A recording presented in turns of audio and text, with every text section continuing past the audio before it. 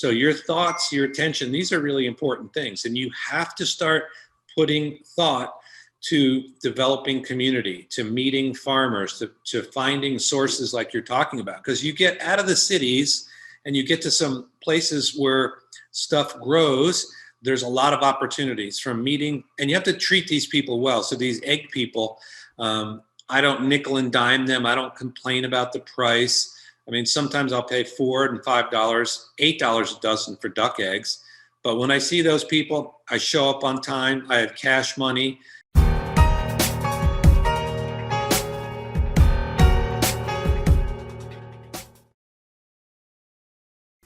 Weight management is a universal struggle.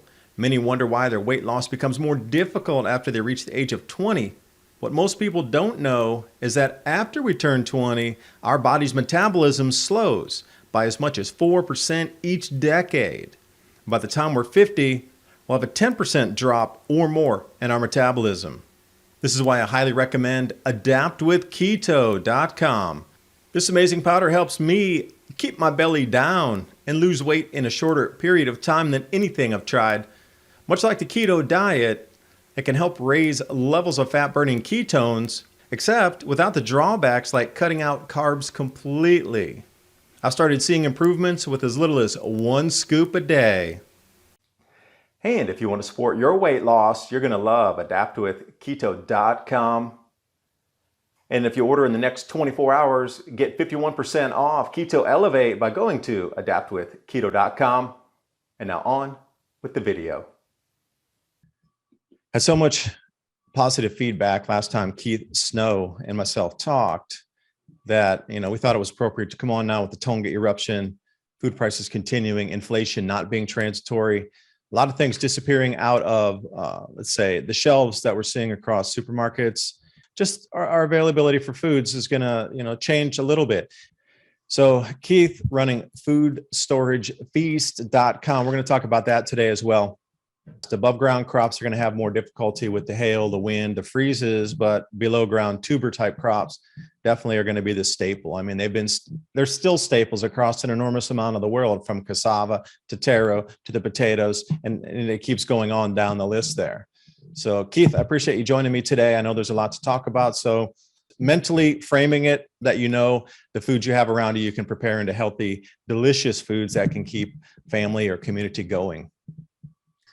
For the beans, more of a Thai style rice, but it has, some cilantro, if you can find a cilantro, some green onions. So I add some fresh food to the stored food or the long-term storable food, and I make meals out of it. And those are the type of things that really keep people happy, keep them full. And, you mentioned something about freezing things. We purchased a freezer, sadly, and I don't know, maybe bigger is better, but I was with my wife and we were looking at it, and it was another $200 to go from like 18 cubic feet to 20 cubic feet, or 17 to 20. And she said, oh, that's going to be plenty big. I mean, we filled that damn thing up in weeks. It is like stuffed to the gills.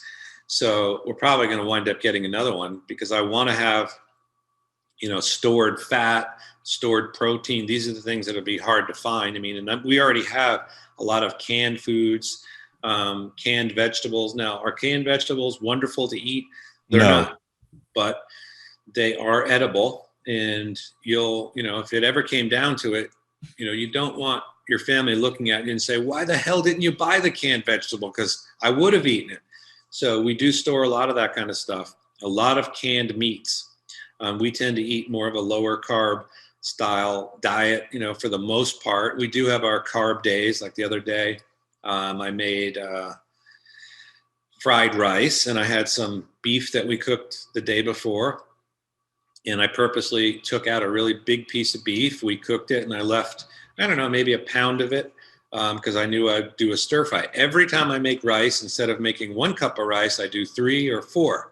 And then there's always a pretty full rice cooker left. I tuck that in their fridge, and then I just plan accordingly. Now that's a day, and these are things that people need to think about. That's a day when we can sit at the table and have steak fried rice, which is amazing. It has all those ingredients that I talked about, the soy sauce, hoisin, garlic, onions, all this kind of stuff. but a very little bit of meat. I mean, the meat, maybe the meat, a pound of meat was $4 because it wasn't an expensive cut.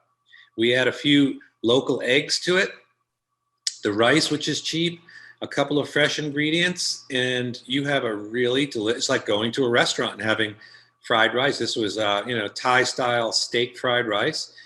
And these are the type of things that we need to start focusing on, because life is getting expensive everywhere. I mean, an oil change for my car is, it takes synthetic. It's upwards of $80. Now, could I do it myself? Yes.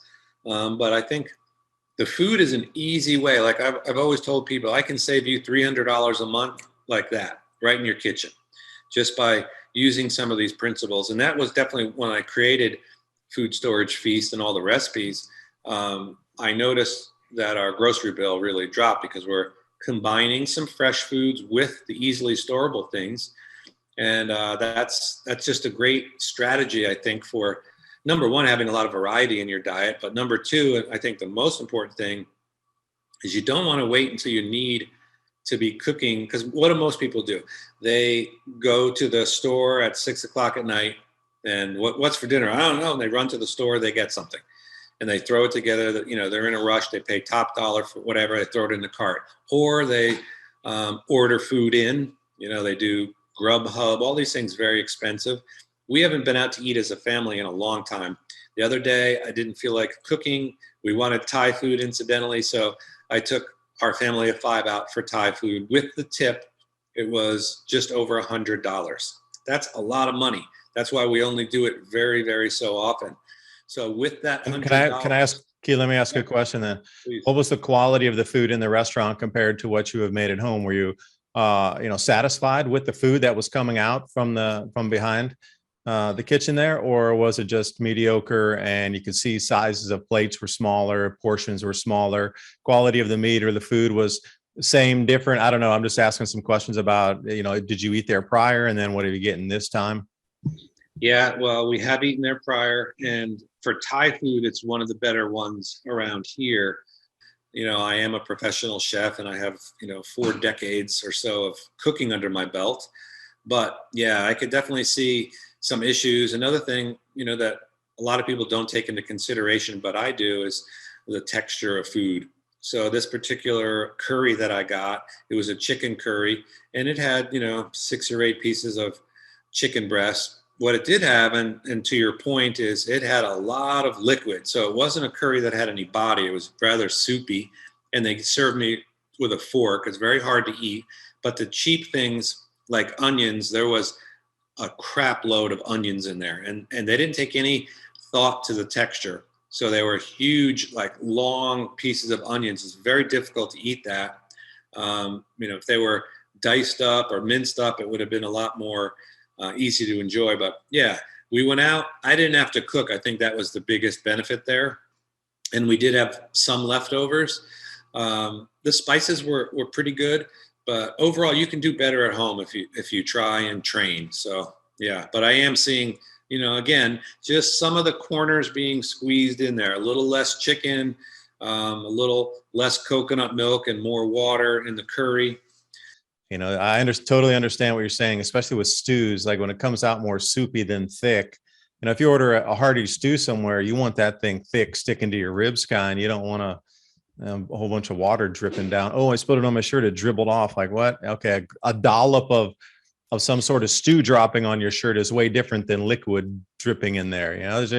You're right. There's a huge difference in the thickness and the consistency. You think they could have put a little cornstarch or something just to thicken it up, to fake you out a bit, right? But they still didn't even take that next step to go for some thickening agent inside there. Now, speaking of thickening agents, cornstarch, tapioca, what else would you use for a thickening agent if you're going to bring something up to that consistency of a thicker, heartier dish? Of course, a roux is a very popular thing, and that's basically fat and flour. Now, for me, I try to avoid gluten, at all costs. It really just doesn't agree. It doesn't give me stomach problems. I don't have any, intestinal issues with it, but it affects my skin. So I will use things like cornstarch, a slurry of cornstarch, sometimes a little bit of xanthan gum. is what could be good, but you can overdo that and have slimy food. So you have to be careful. But a boiled potato can be put into a stew. You can mash up a boiled potato and put that in there. Also, potato flakes are excellent thickeners. They hardly bring any flavor, and they'll change the texture of something like that significantly. Now, one thing people need to think about, long term. So I made stew, I don't know, 2 weeks ago, and it was chuck meat. So chuck meat is tough. You have to cook it for a long time. It had, gravy, potatoes, carrots, rutabaga, which I love to put in there, butternut squash, some peas, vegetables, whatever. And it was nice and thick. I did tighten that up with a cornstarch slurry at the end. And it was a rather thick and, like you said, a stick to your ribs type stew. But the next day, when you have a little container and there's maybe, I don't know, 3 cups of leftovers, what do you do with that? So for me, again, with the mindset of stretching meals, I'll make what I call pot roast soup. And I think I first had a pot roast soup, I don't know, maybe 20 years ago at the Cracker Barrel. And being from where you are, I know you know all about the Cracker Barrel, but it's a pretty great way to stretch out an old stew. So what I'll do is I'll go in there and I'll physically take out the chunks of beef, and then I'll shred those with my fingers. All the gravy, any of the potatoes, all that will go in there. But what I do is I'll just take out some other vegetables like carrots, celery, onions, the mirepoix, and I'll saute those in a little bit of butter, maybe a drop of olive oil or even lard or beef fat. And then I add the rest of the ingredients in there, and I'll add some canned green beans or maybe some frozen peas, things like that. Can of tomatoes, diced tomatoes with the juice will go in there. And I also keep stock cubes on hand that I buy. Now I've got a secret source of cubes that are from Britain. They're called OXO. And these are probably, in my opinion, they're the best beef cubes compared to the ones in America, which are trash. But because they actually have beef in them, our FDA won't allow them to be brought into the country anymore. Now, my father-in-law is English. My mother-in-law, who's passed, she was German. So they traveled to Europe a lot, and they would always bring home boxes and boxes of this OXO. And it's great to add to a soup like I'm talking about, but it's hard to get. So I do keep some of those cubes. Another brand is Rapunzel. You can get those on Amazon. Some of those higher quality stock cubes, I'll keep some of those. And are they 100% natural? No, but a lot of times you don't have 24 hours to roll, a proper beef stock and then reduce it and wind up with a demi-glace. So a stock cube, some frozen vegetables and some fresh vegetables and some leftovers can make a giant pot of what I call pot roast soup. And that's a meal for us because when you eat that, it has beef, it has potatoes, it has carrots, onions, peas, vegetables, quite a bit of fat in it. It's very satisfying. And again, rather than just, what do people do with leftovers if there's not a full meal of them? I don't know. Give them to the dog. Who knows what they do? But you can take leftovers, just like I described with the, having a little leftover beef or chicken and then turning it into a stir fry. All these types of meals, when they get up into your brain, I call it your culinary inventory. And usually people only have a few things that they make. But, take out a pen and paper. And I don't think a lot of people spend enough time thinking. So take out a pen and paper and figure out what you like to eat. And, if you're the meat and potatoes type, maybe it's grilled chicken and I don't know what you eat with it. Maybe it's steak and potato. Maybe it's a pork loin and something.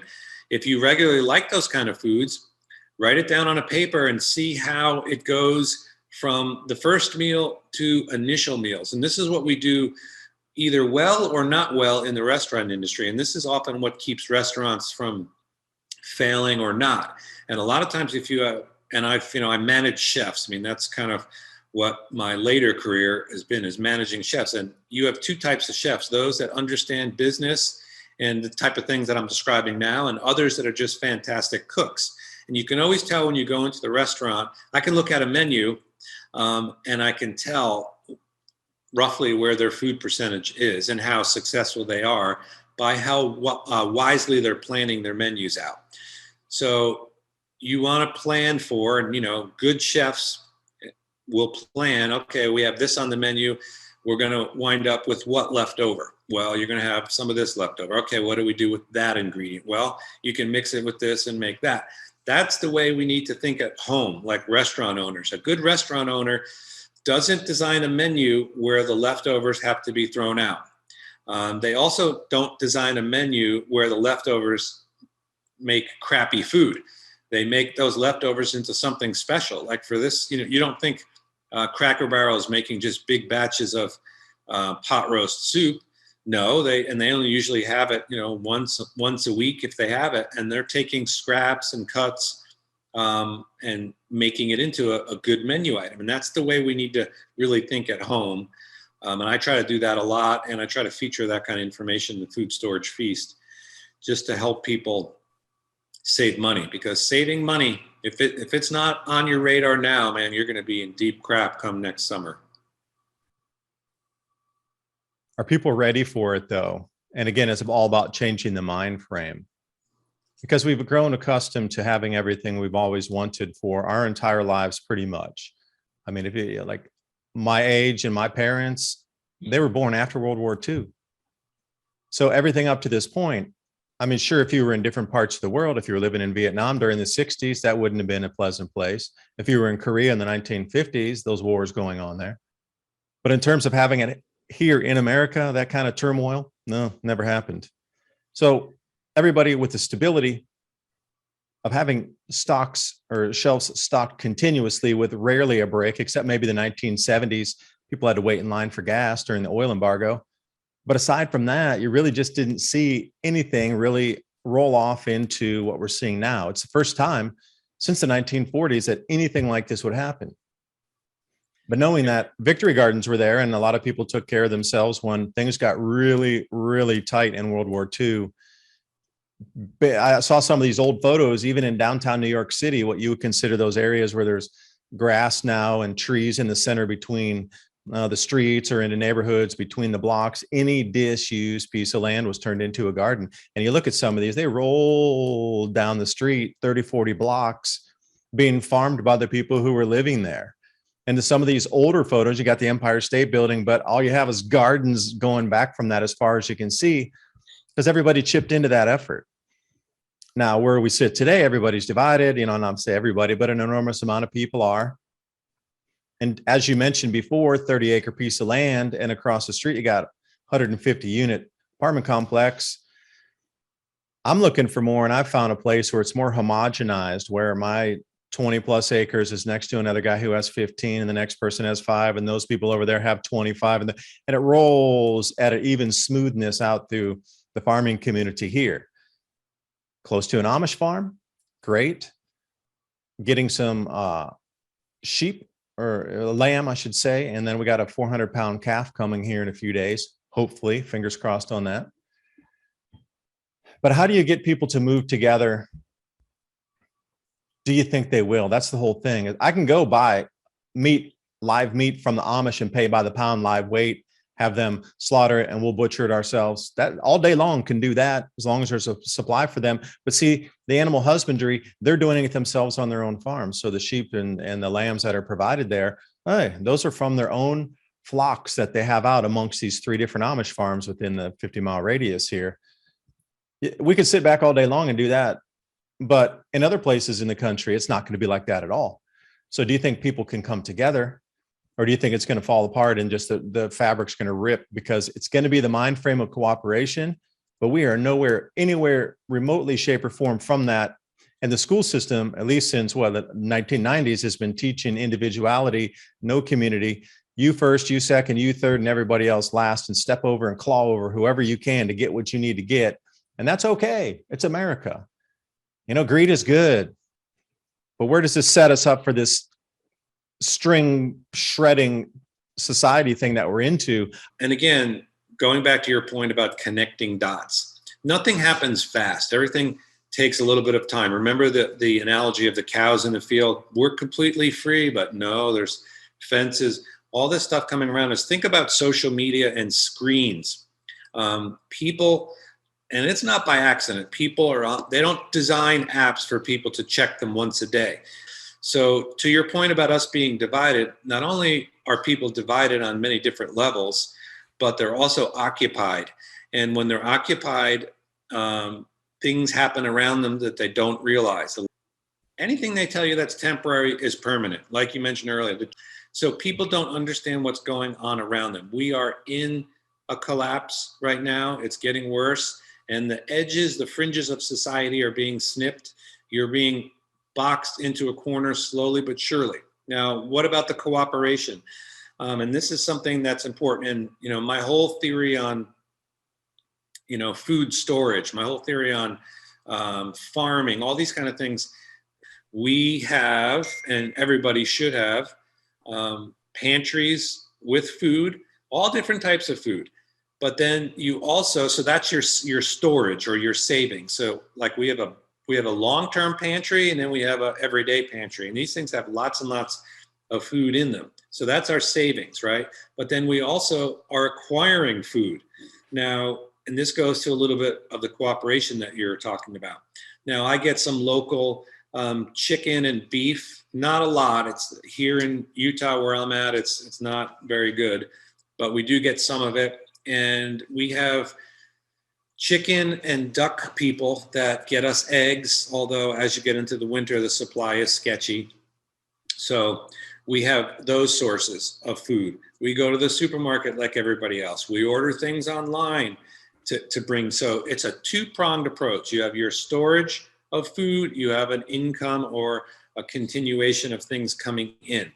Now, to your point, I think what's very important is to put down the screens, to get off the social media, and to start understanding that we are living through this collapse now. This is why this type of information is important to understand, but you have to act on it. I mean, watching David's videos or, going to Food Storage Feast to look at, we have over 50 videos there. But if you don't use the information, you're not making changes. And people tend to, again, the social media is the great procrastinating tool of all time, because people, the most important thing that you have are your thoughts and your attention. That is solely yours. So my thoughts and what I put my attention on, I mean, it says it in the Bible, where your heart is, that's where your actions are. What does that person really love? And, it's usually what you spend your money on.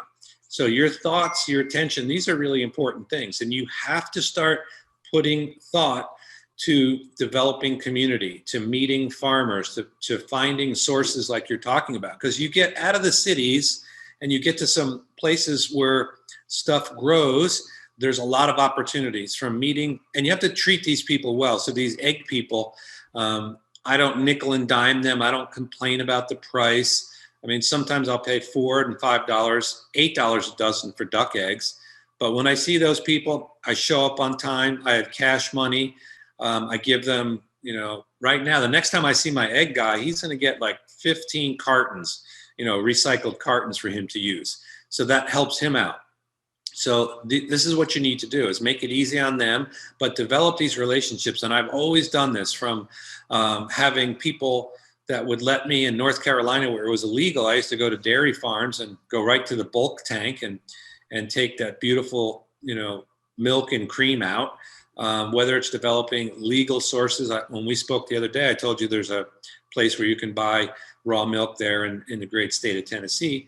But there's people doing things like this all over.